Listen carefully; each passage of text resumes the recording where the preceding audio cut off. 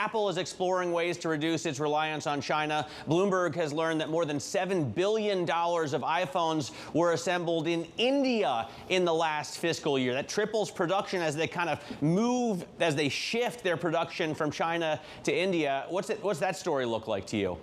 Well, it's really significant, Matt, as you say, and what it is an indication of is that Apple's strategy to diversify its production is starting to work. $7 billion, as you say, tripling the amount of production, and that's in the most recent fiscal year. So 7% of their iPhone production, 7% now coming from India. That's up from 1% in 2021. What they've done, Apple, is they've leaned on some of their major producers and suppliers like Foxconn to build out facilities in India. They've also, by the way, leaned on Indian government officials to offer them subsidies and incentives, and that seems to be working. And as you say, this is about diversifying away from China. They had all those issues, of course, around their factory in Zhengzhou during the pandemic and what that meant in terms of the delay of getting the products to market, but also, of course, the geopolitics, and that looks like it's only getting worse.